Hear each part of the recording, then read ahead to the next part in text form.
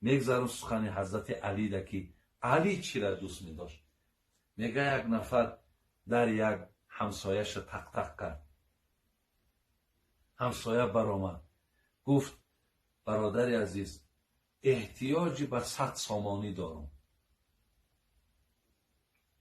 میگه آمد و 100 سامان برده در دست همسایه داد و گشته آمد و نزد آیلش نزد خانومش گریه کرد. زنش گفت خی گفت همون نداری و چرا مقصد میبراری میتی اینا که دادیش بعد گریه را میگیری یا مقصد خی همی قهینر داری چرا مقصد پولش میتی آخی گریه نکن مقصد. گفته زنه من برای آن گریه نمیکنم که من او را 100 سامان دادم.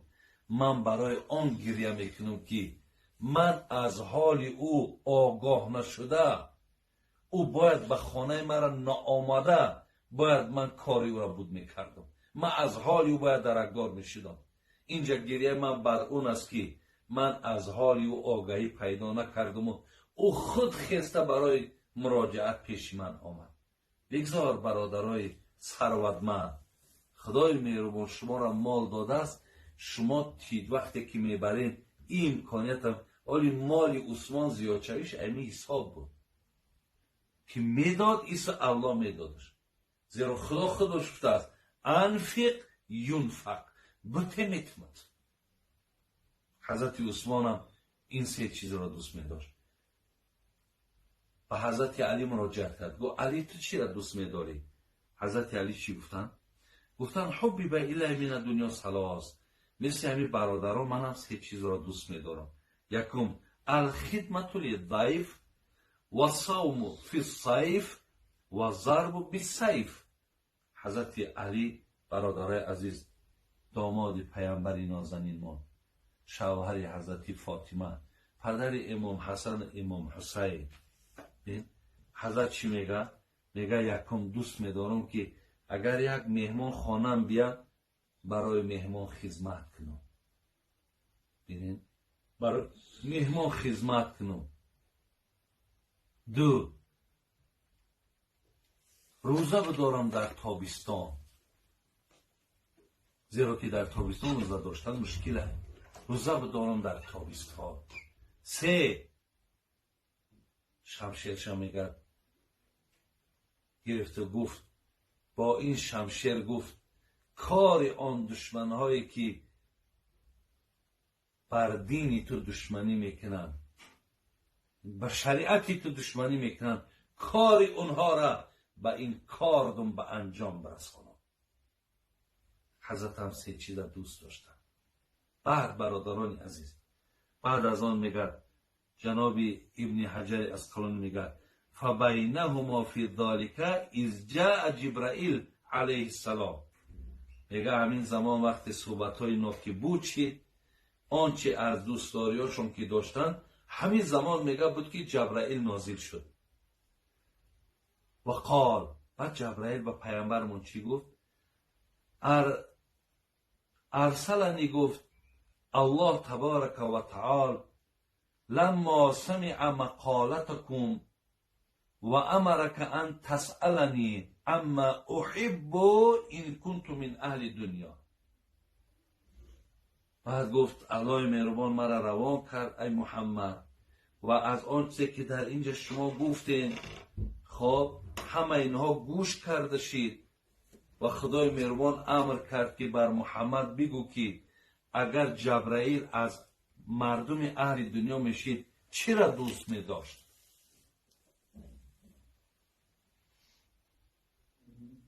پیامبر ما گفتش جبرائیل برادر اگر تا اهل دنیا میشیدی تو چرا دوست می داشتی؟ جبرائیل چی گفت؟ فقال ما تحب ان كنت من اهل دنیا؟ فقال ارشاد الضالین و موانست الغرباء القانتین و معاونت اهل العیال المعسرین. حضرت جبرائیل گفت اگر من از اهل دنیا میشیدم 3 چیز من هم دوست می داشتم. یکم کجای در یک آدمی گمراه است، کجای در یک آدمی بیخبر است، کجای در یک آدمی که مقصد کی بودن و چی بودن خودشا نمیداند، بهر چی آمده است، باید چی کار کند.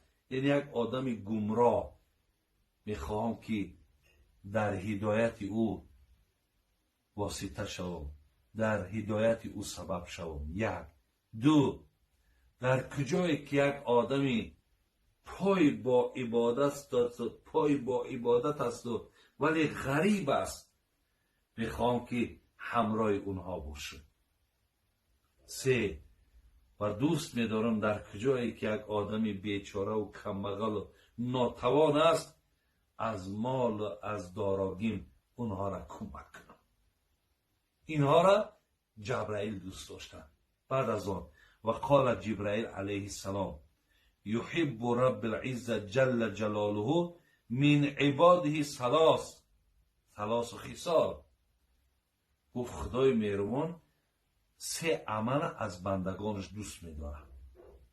سه عمل از بندگانش دوست می‌داره. یکم،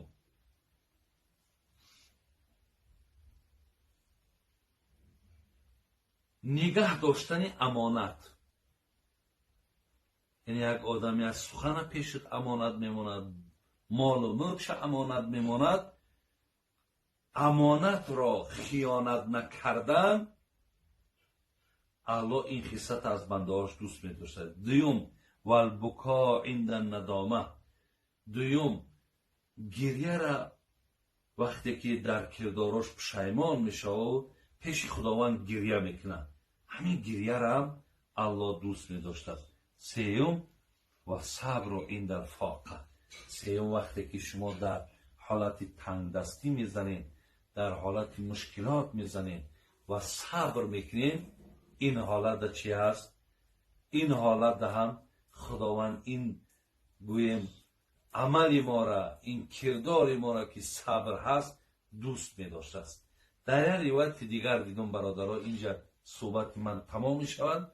در یک روایت دیگر دیدم که ابوذر غفاری هم در همونجا بود است. پیامبر از ابوذر هم پرسیدند ابوذر تو چی را دوست می‌داری؟ ابوذر چی گفت؟ گفتن که سه چیز را، الجوع و المرض و الموت. دوست می‌دارم گرسنه باشم، دوست می‌دارم بیمار باشم، دوست می‌دارم که در قید یمین حیات نباشم. پیامبر گفت که ابوذر برای چی گفت؟ یعنی این چیزایی را که تو دوست می‌داری، بسیاری از بندگان خدا میگه خدایا پناه طلب میکنیم از گرسنگی، از بیماری، از مقصد مردن.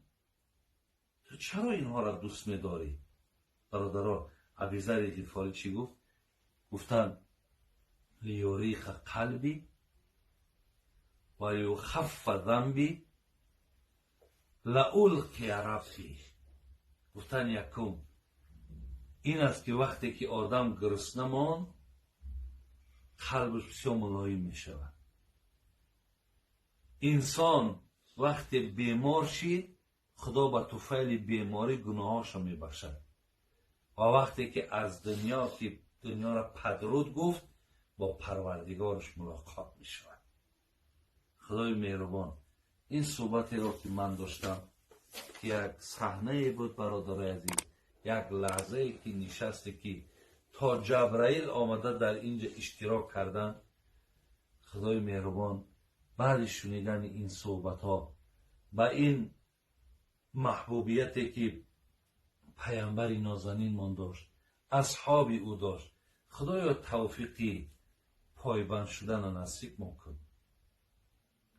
خدایا ما را از زمره کسانی بگردان که آنچه که اینها دوست داشتن ما هم دوست بداریم. ربنا تقبل منا انك انت السميع العليم وتب علينا انك انت التواب الرحيم. امين يا رب العالمين.